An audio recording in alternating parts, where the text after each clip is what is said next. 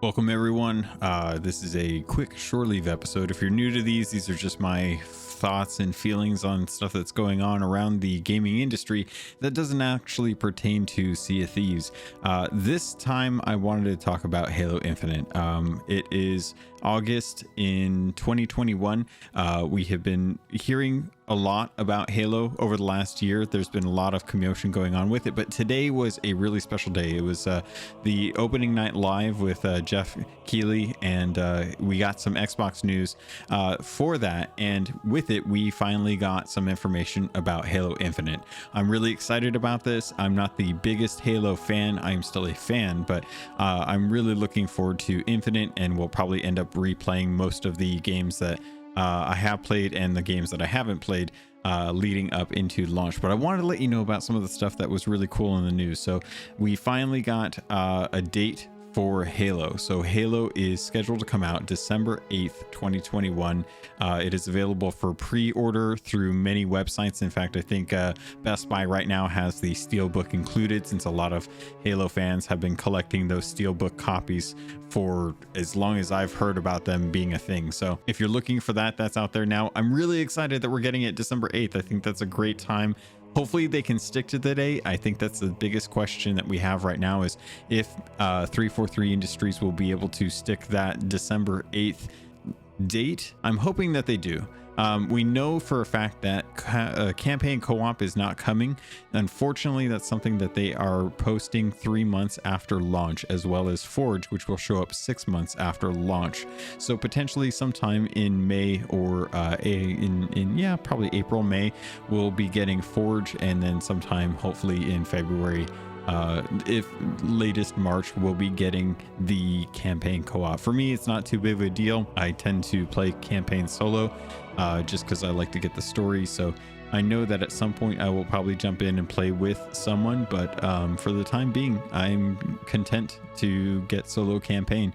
I know a lot of people really like going back to campaign co-op just to experience it again with some friends, make it a little bit easier, run through legendary. That's always the thing that everyone seems to be saying, that I don't know how many people actually do. So I'm sure most people will probably be just fine playing the single player campaign on December 8th. We'll also be getting multiplayer, which is free to play regardless if you have Game Pass or not. But if you do get Game Pass, you will get the benefit of campaign mode as well too. So just really excited for this, to be perfectly honest. But that wasn't even all of the news that we got. We found out that they're releasing an Xbox Series X Halo limited edition console for $549, and you may be wondering why the extra $50 on top of the base cost of the console. Well, for one, this is a limited edition thing. If you buy any of their limited edition controllers, you'll notice that they're typically about $5 more, so they generally increase the price even for just the fact that it's a limited edition system. But I did find out that on top of this being the celebration of Halo's 20th anniversary, as well as the Xbox's 20th anniversary, this is going to come with a copy of the game as well too. So for fans of Halo that want to continue purchasing the limited edition consoles that have been releasing ever since they've been coming out with games, this is going to be a great way for you to pick up a digital copy of the game as well too. So if you wanted to, say, buy a Halo Infinite with the Steelbook, you could then have a sealed copy and still play the full game even if you don't have Game Pass. Really love that this is a thing.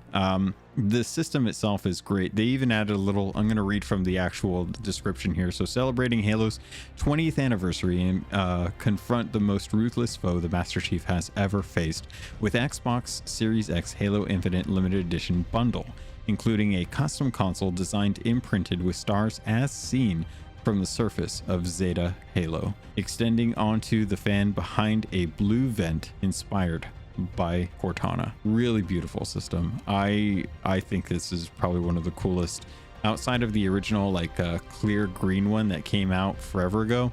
I think this is definitely one of the best designed consoles. It looks absolutely beautiful.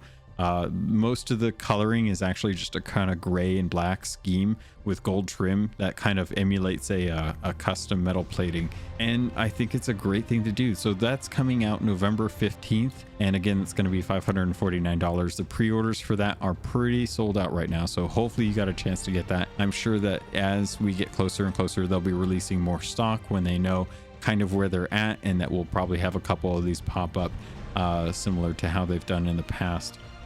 This isn't the only thing that's coming out on November 15th though. I actually ended up pre-ordering the Xbox Elite Wireless Controller Series 2 Halo Limited Edition controller.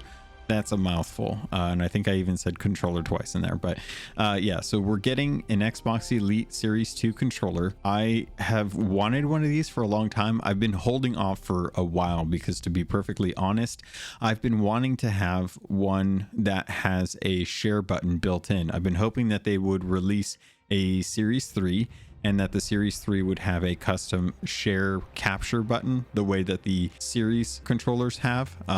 I actually had the Aqua Shift pre-ordered, and I was going to be sated with that one. And then I saw that they had the Forza Horizon 5 controller, which has the translucent yellow with the paint splash on top. And that was, that's beautiful, even though I hate the color yellow.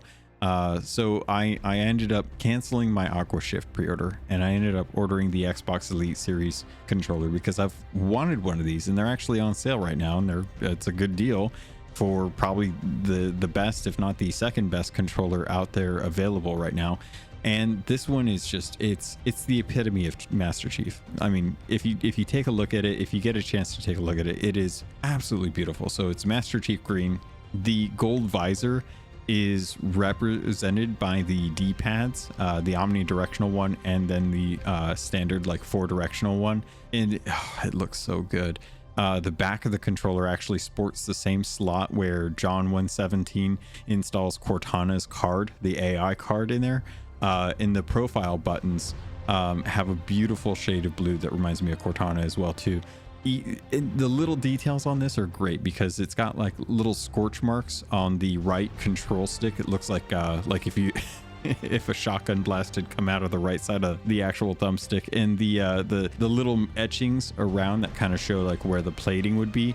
The corners of those are kind of chipped away where the paint, it looks like the silver metal is actually shining through. The carry case does come with the same kind of buttons and removable thumb pads and D-pad. Those are colored appropriately. The thing that's really kind of cute about this is, you know, the little wireless charging dock that fits inside the actual case that you can take out and put on a desk and, you know, wirelessly charge it that way. It actually has, and I love that they did this, but they have Echo 216 on it, which, as far as I can tell, is the name of the Pelican dropship from Halo Infinite, that the pilot that we saw in the original gameplay trailer when they released that demo back in, not demo, but the video of the demo that was highly criticized back in July of 2020. That Pelican is the label for that is actually on the dock, and I love that you dock your Master Chief Elite Series 2 controller in the Pelican dock. It's just, it's a little touch that, you know, if you know, you know, and it's great. If you don't, then it doesn't really bug you either way. But I just love that. That's so cute. I'm so excited to play Halo. I got a chance to play the technical flight that was out at the end of July.